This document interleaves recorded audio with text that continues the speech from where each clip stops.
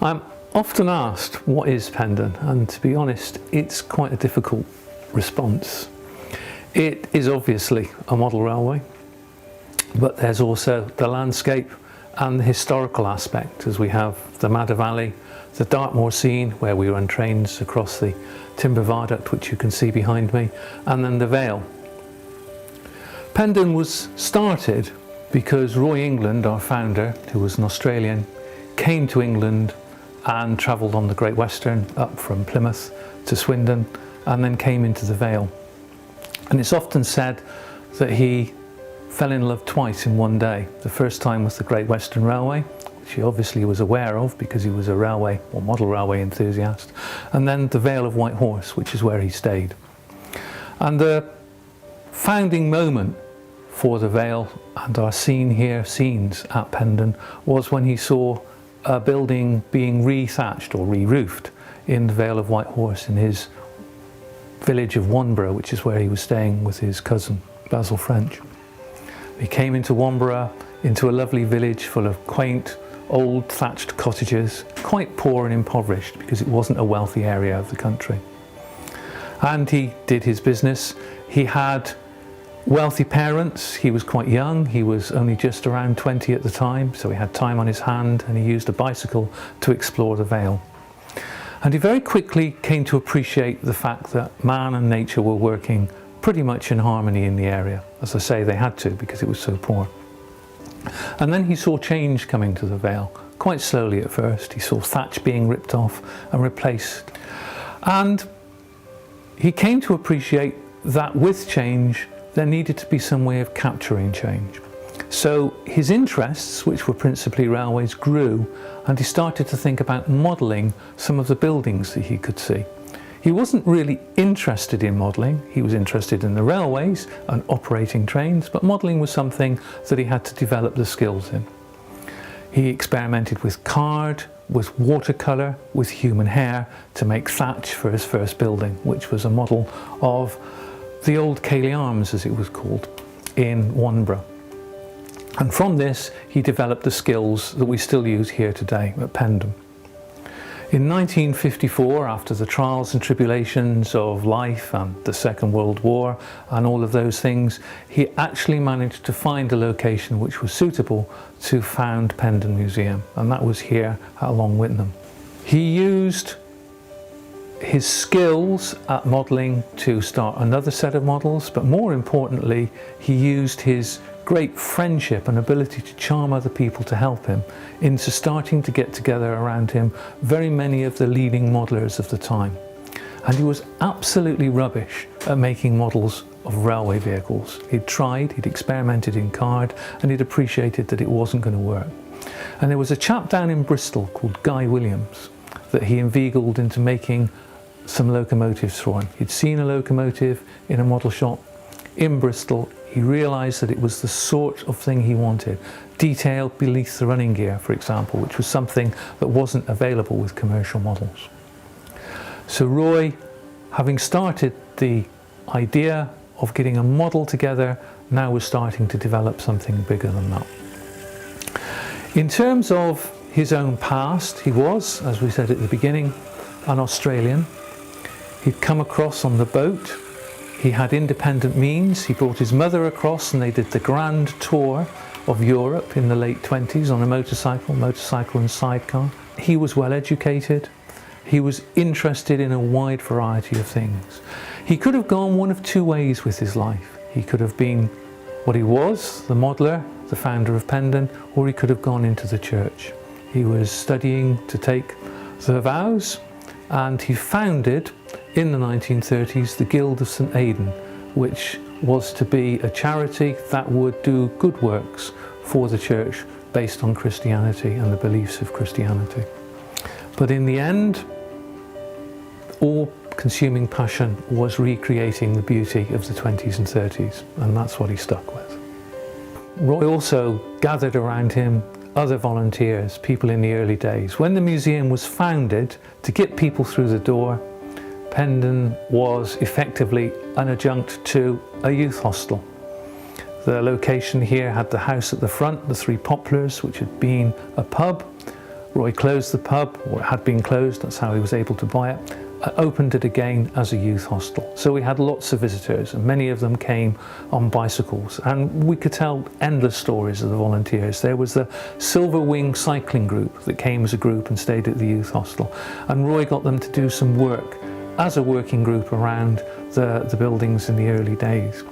And one or two of those members are still with us, and one of the key ones would be Paul King, who's now our president at the museum, and has been involved along with another vice president now, Stuart Hine, who was an artist and worked for EMI at the time. That was his day job, if you like. And together they developed a whole range of electronics that make sure that the locomotives work perfectly. We were also one of the early advocates of using Portescat motors, for example, which are direct current and do help us with the running. And other people came along to build lovely locomotives, and there are too many to mention, unfortunately, but key people amongst them would be Finney and Mitchell, because they went on to produce etches of locomotives so that we could make them in batches, and from that developed a whole industry of making good quality etching, especially of Great Western locomotives in the early days for us. But other people have made not only the locomotives, but coaches and wagons. We'll see a train, if we're at Pendon, running across the viaduct, which you shouldn't really see, the long goods. And in that, there's a whole rake of wagons, almost 90 of them, made by one man, Tony Smith, who lived in Henley, for example. So we rely on volunteers. Over the years, we've probably had 200-300 volunteers, many of them sadly no longer with us. Others who've come reasonably recently and joined up. They bring a test piece, either a building, a wagon, a coach, and say, what do you think of this? And if it meets our standards, or if it can be changed to meet our standards, because many people make compromises initially, but they can be improved. If it meets our standards, then we welcome them in. But it is quite difficult, and it takes time and patience to meet what we want. It's not fresh out of the crate models, they're weathered, they're in use. The whole objective of Pendon is to represent, through the use of models, how things were in the 20s and 30s, and not everything was clean and pristine at that time. Volunteers at Pendon are an important part of what we do. This is a voluntary run organisation, and we have at any one time about 150 people in the organisation. Some of them run trains, others do commentaries, and we try and induct them all in a way that is suitable for them. And modelling is difficult because modellers come in all sorts of shapes and sizes and all sorts of skills. It's quite time consuming to make a model to Pendon standards, and you don't want somebody spending 150 hours on something which is totally unsuitable. So we have a wonderful way of helping people get into Pendon. If they come to us and they say, we'd really like to help and we'd like to make a model, we say, well, make us a privy or an outbuilding. For those of you who don't know what a privy is, it's an outside earth closet or a toilet. They're small buildings. We tell them how to make them from card with artist's permanent watercolour. They can knock one up to a good standard within 2 or 3 hours, and we've got a whole range of them on display upstairs in the Vale scene. And most of our modellers come to us that way. Rarely somebody will come to us because they've done other buildings, they've been inspired by us, and they come with a complete building and they say, I've done this, and we go, that is wonderful. Or we might say, not really to our standard, but have a go at making a privy. But for our volunteers, we've got a very good training system. We bring people in, we take them through the shop for a couple of sessions. We open on a regular basis, of course. And if they're happy with that, we then move them on to driving trains in Dartmoor, the scene I'm standing in front now, or commentate up in the Vale, or do other work for us. As half the volunteers, of course, you never see because they're doing administrative work or they're our modellers. So we've got a wide range of jobs that we can get people to do here at Pendon. Never volunteer for one, because like me, you'll end up doing loads of others.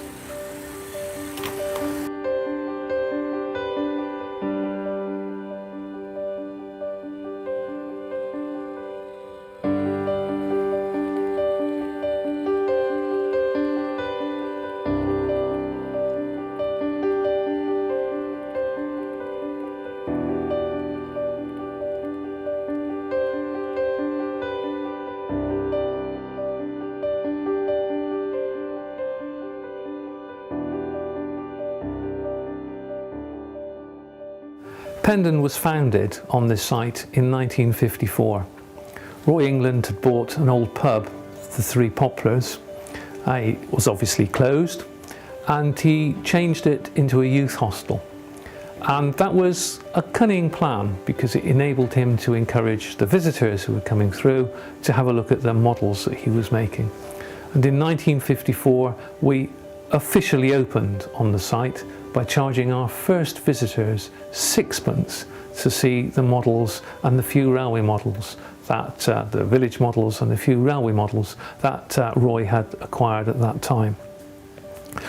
That was all well and good. It was in the living room of the youth hostel, but Roy needed to have more space to build the museum, and they acquired soon after the museum started to charge money an old Nissen hut, RAF hut from one of the nearby air bases, and it was constructed by a group of volunteers over a weekend onto prepared foundations on the site where we're standing now.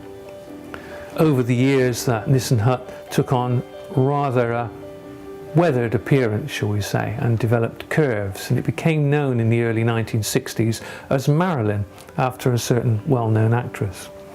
But by 1971-72, with the Dartmoor scene, the viaduct and one or two bits and pieces inside it, it was really life expired.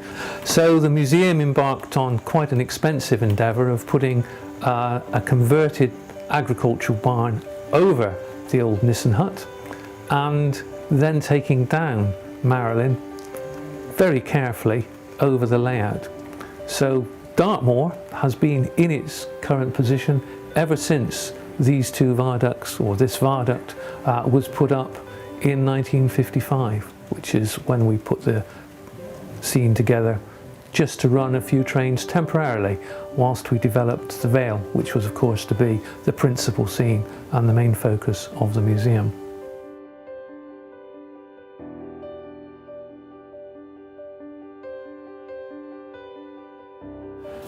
Pendon has three principal scenes that the visitor can look at in some detail and at their own time. The first that you come into is the introductory gallery, as we call it now. It used to be the relic room many years ago when we had loads of relics in there. Some might say we still have one or two relics in there. And this gives a brief introduction to life in the Vale, how the museum was founded, but its principal focus has to be the Madder Valley Railway. And this was built by one man, quite incredibly, from the late 1930s onwards through the war years and into the 50s and early 60s. We were very fortunate that when John Ahern died, from his perspective unfortunately early, his widow passed the Madder Valley to us to look after and display, and that was in 1962. And it was a real stimulus to the museum. But John Ahern as a modeller was quite forward thinking.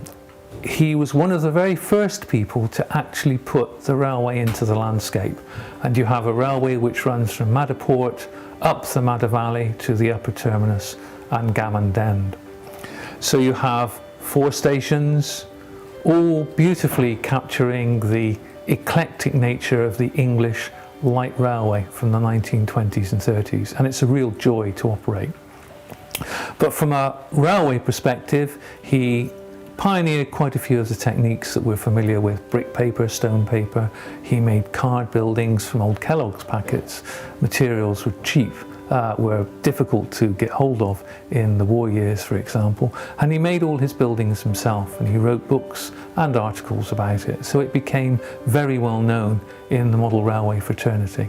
And we still run it 3 or 4 times a year, and it's still very, very attractive for our visitors.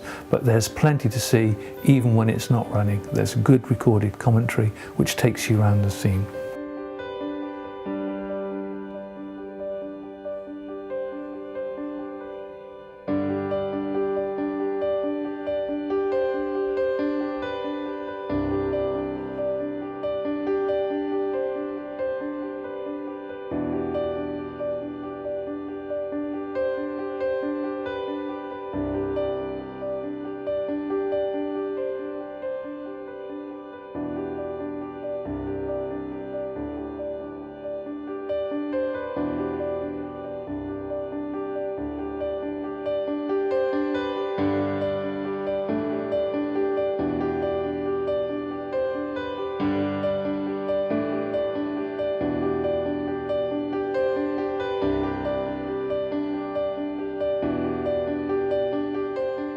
Now this started life as a temporary exhibit in 1955. Guy Williams, our chief mechanical engineer, who built very many of our locomotives, was himself also keen on modelling railways. He used to model aircraft, but he moved on from that to railways, which is very fortunate for us here at Pendon. And he was moving house, and he had this wonderful viaduct, which was a Great Western Brunel designed timber viaduct, and it wouldn't fit into the railway space in his new house. So he packed it away into a couple of suitcases and brought it up to Pendon. And this was put on a pair of refractory tables, which brought it up to the current height that you can see, eye level for an adult. And that was where we ran our first demonstration trains in 1955. Now, the scene was never meant to be permanent. Once the principal scene started to develop, this was supposed to be moved to make way for it. But village modelling takes a long time. That's why we wanted to have somewhere to demonstrate the trains. And so Dartmoor has grown. We now have a typical junction station with a main line somewhere between Exeter and Plymouth, and we run a sequence of trains that depict branch line operations and holiday traffic as it was in the 20s and 30s here on our Dartmoor scene. And we run them as prototypically as it's possible, because our aim is to reproduce the movement of railways in miniature.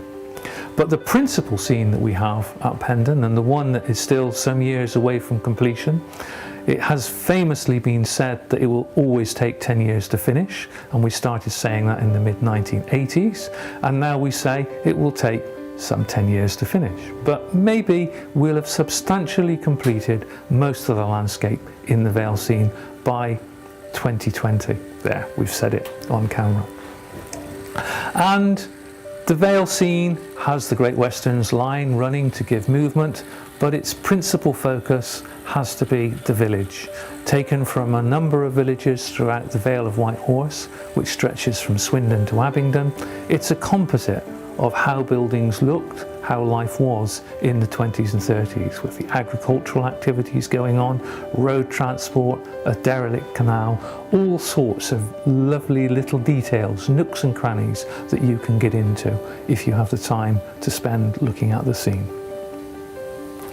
Not only have we those three principal scenes, but when you come down the stairs from the Vale, you're confronted with our model of the sea wall at Teignmouth. And this is a wonderful piece of perspective modelling.